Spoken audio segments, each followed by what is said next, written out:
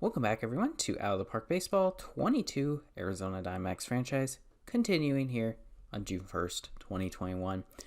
And we are currently 28 and 27, 7 games back in the division, 1 game back in the wild card.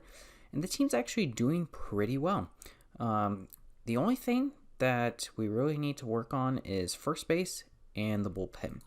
But we're just going to sim a little bit more and kind of see what happens and play it by ear. So Vogt will be out for 3 days. That's a no big deal. So we'll just leave him there. Cadell Marte, 7-game extra base hit streak. Peralta will be out for 1 week. So we could 10-day him, technically. But we'll just leave him. It's no big deal. Trace Thompson and LeCastro can always step in if needed. So currently we're just cruising around 500. Escobar will be hurt for a few days, so no big injuries. Caleb Smith continues to lower his ERA, 2 solid starts in a row. Zach Gallen as well, pitching very well as of late, so those ERAs are going down, which is really good to see. Chris Devenensky is somebody we're going to have to probably move out of the setup role. And Yon Lopez might have found himself in the 7th inning, apparently, because he's been pitching well. Lineup-wise, let's see here. What can we do?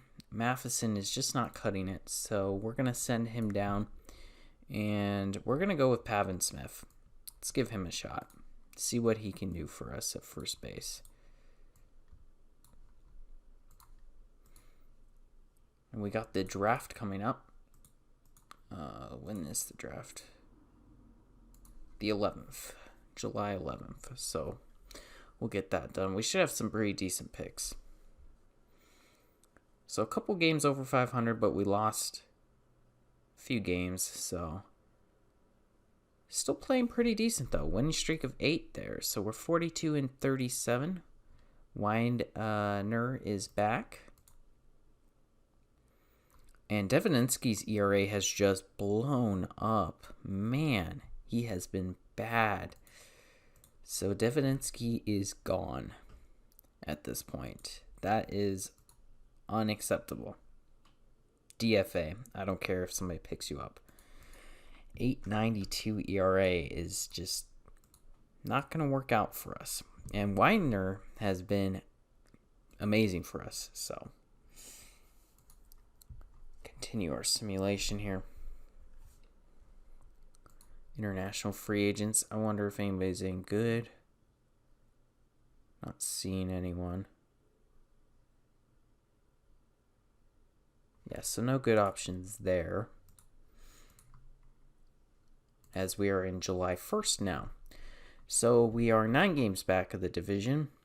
And we are in the second wildcard spot, up by 2 games. So right now, lineup's looking pretty good. Pavin Smith is turning out well. 18 games, 328 with 2 home runs, 411 on base, 484 slugging. Not too shabby. Cole Calhoun is struggling, but the rest of the lineup's doing good. Rotation's good. Kelly and Clark have struggled as late. Caleb Smith continues to bring down that ERA, which is good. Merrill Kelly had a bad start that really raised his ERA. Actually, a couple bad starts in a row.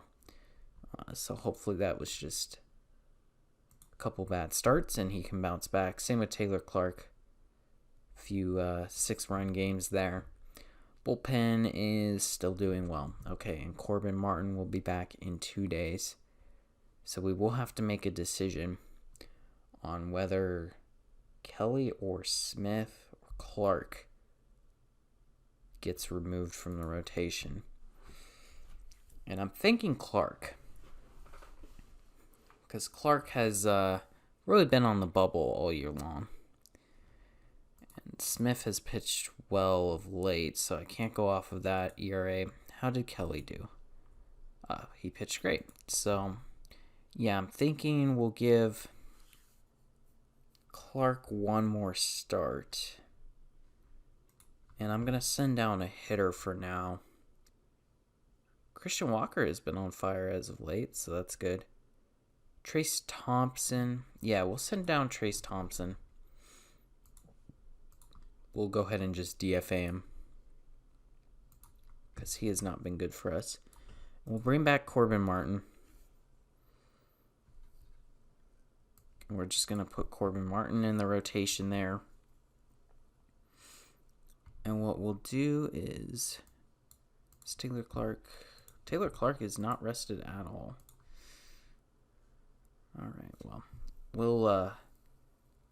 we'll give him one more start. I want to see what he can do.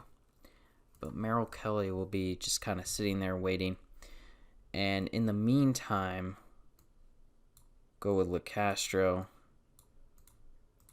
as our regular backup. And that should be fine for now. The Cubs want to give us Tepera for... No, not doing that. That's a bad deal. Review of season goals. He's very excited how our team is doing, so that's good. Top prospects, do we have anyone? No. D-backs have not drafted well in a long time.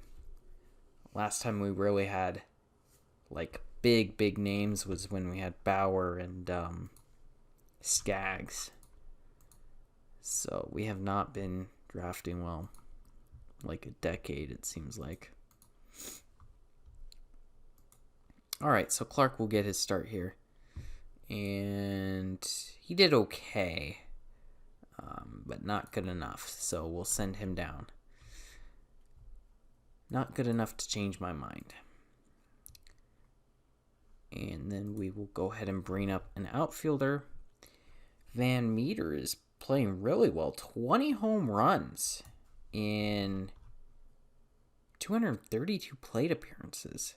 461 on base, 744 slugging, a 1200 OPS. Okay, bro. Welcome to the big leagues. I mean, like, there's nothing more you can do to get called up, I don't think. And he'll hit for Calhoun, because Calhoun has sucked for us. So we'll do that. Wow. Hopefully that translates to the big leagues. That would be huge for us. So let's see here. Pitching wise, Merrill Kelly will go there. Alright, cool. Alright, so let's get to the deadline here. Got the draft coming up.